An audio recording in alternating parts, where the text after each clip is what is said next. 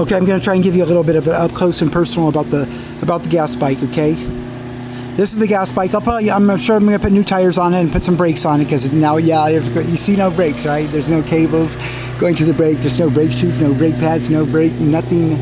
You want to see the brakes? You want to see the brakes? Let me do this without turning the camera off, James.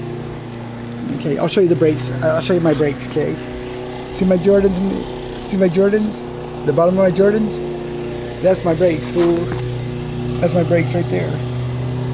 But anyway, check this out. Check this out. Okay, carburetor only being held on by bungee cords. See? Check that out. I can pull it off.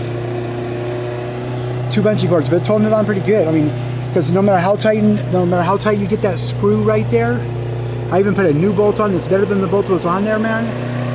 And you just, for some reason, it just won't grip. All it will do is you'll vibrate the intake manifold. The aluminum that it's made out of is so, it's like not thin, but it's real soft.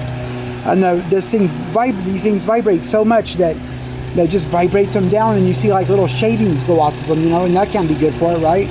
So how good is a gas filter going to be when you're getting little shavings of, it's so polished underneath there, it's unbelievable, the little part where they connect. But here's another thing I did, I call this my 50-mile-an-hour upgrade, because you have to have some kind of a method. There has to be something that keeps your chain on, right, where the chain doesn't get off. Look at that. See how the chain can't come out of there? How there's a wheel on the top and a wheel on the bottom, completely enclosing the chain. It guides it right into the sprocket, and there's no way it just guides it straight on. You know, if your rim is on there straight like it's supposed to be, you know. And see, I got the bolts going. I got carriage bolts. I should have had them going the other direction, but when you look up close, you can see I put vice grips on the ends of the bolts. I put them ½ inch too long on purpose, so that I could bend them for 2 reasons. One reason, because they won't back the nuts won't back off of them. But another thing, it gives something for the chain to when the chain used to fall off the bike, it doesn't fall off anymore.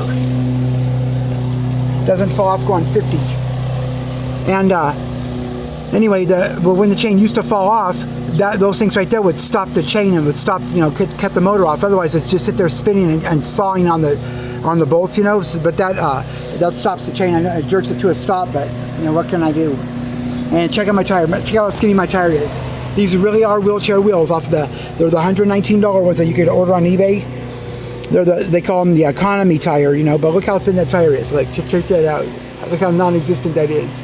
I mean, my kid got erasers on his pencil thicker than that. I'll take some shots of it with the flash turned on, and show you a better picture of it. I'll put them in the video. But I bet you this thing, I never got to see what it looks like with somebody else filming me going down the road. But I bet you those rims look hecka tight flying by, you know, because people trip, man, when they,